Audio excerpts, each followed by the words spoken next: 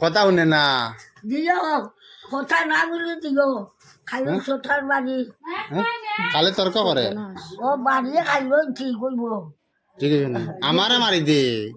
বাড়ি আছে বাড়ি তোমার মাথা আমারে মারি দে বসত কুয়ারি তো আমি কইলাম শুনানি তা শুনা নাই নি কালকে কোদাম মারি উঠিছে আমারে আমি ভাত খাওয়াইবার লাগে 2-3 বার ডাকছি আমারে কোদাম মারি দে ওই আর দৌড়ি নাকে মুখে বই দিও সত্য না বলে ঠিক আমার মাছ খেলাম তোর খিতা হে খিতা মনে করছে শিব শক্তি সদাই ভক্তি এইলো শিব আর তুই লো গন্ডি আমি আসলে উনি হচ্ছেন আমাদের ঠাকুমা আর খুব একজন ভালো এবং খুব মজার মানুষ আগের মানুষ তো তাই আমরা মজাক করছি আসলে ঘটনাটা কি হয়েছে ঘটনা মানে আমাদের পরিবারে একটা সমস্যা যে আমার স্ত্রী আমার কথাবার্তা শুনে না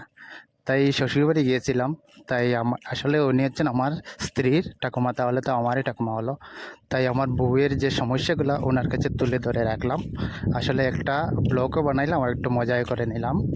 আর ওনার কথা শুনতে কেমন লাগছে খুব মজা লাগছে না বন্ধু আসলে বৃদ্ধ মানুষ যারা ওরা তো গুরুজনই হয় যতই তোমার কাছে জ্ঞান থাকুক কিন্তু ওদের কাছ থেকে একটু জ্ঞান অর্জন করলে আরও একটু ভালো হতো আমাদের সংসারটা ভালো হয়ে চলবে আসলে আমার স্ত্রী যেন কথা শুনে না তাহা নয় কথা শুনে আমি ওকে মেনটেন করতে পারি কেউর কথা শুনে না কিন্তু আমার কথা শুনে কেন সব মানুষের জীবনে একটা মানুষ থাকে ইম্পর্টেন্ট আসলে কিছু মানুষ আছে খুব রাগী যারা রাগ ওঠার পর কেউকে মানতে চায় না কেউকে মানেও না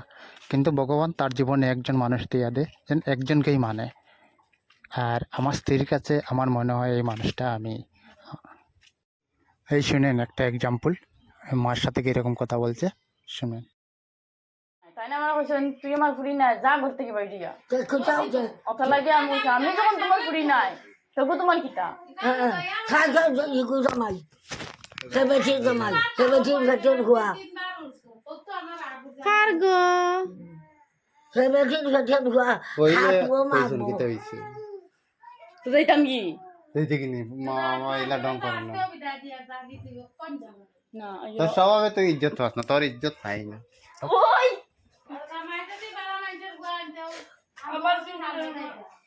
সুকুটে তোর চৌকিতে আনক কানানি না না না এগুরে হরু থাকতে বড় হরু থাকতে এগুরে ইয়ে করি লাগি আপনি হয়েছে ধরুন আপনি হয়েছে সুখ মারাই না নেগো সুখ আর গাঁর ভাষা কিন্তু আমার ঠেঙ্গেও তো বাচ্চা আমি রাখছি ও লাঠি দিয়ে বেড়াইতে আসলে আগে থাকতে বলে কথা শুনতো ও গো তোমার আপনি হয়েছে আর তোমার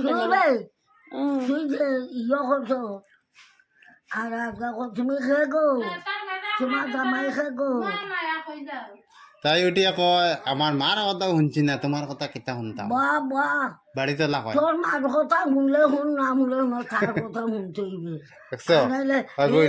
বেটা বেটা আনে খঞ্চি দিয়া না এই গো কোনছি নাই ৮০,০০০ টাকা শিকাইলেই জানে না গো ঠাকুমা প্রায় সময় এটাই কথা কয় যে আমার মা বাবার কথা শুনছি না তোমার কথা যে এরকম শুনে খাইবার লাগে যদি মারা কইব 2 দিন খাইতাম না যদি মারো খিটাইল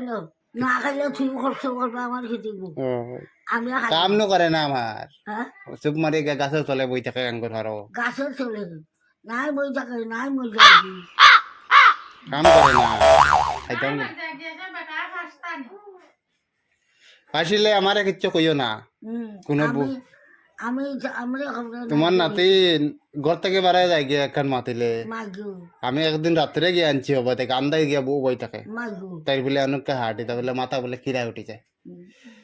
তাই তো কোনোবা কিচ্ছু লাগিয়া কোনোবা যায় বা কিচ্ছু হয় আমারও দোষীয় না ও বুঝাইয়া দেও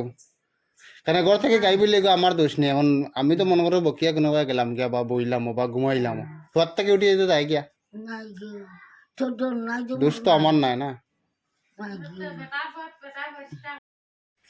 ব্লগটা ঠাকুমার সাথে এখানে শেষ করলাম আর সবাই যদি ভালো লাগে আমার কথাগুলা আর ঠাকুমার কথাগুলা তাহলে একটু সাপোর্ট করিও আর আসলে এখানেও একটাই খুশি যে 2-4টা লাইক পাইলে বা আমাদের ভিডিওর কাছ থেকে কিছু শিখতে পারলে বা ঠাকুমার কাছ থেকে কিছু শিখতে পারলে এটাই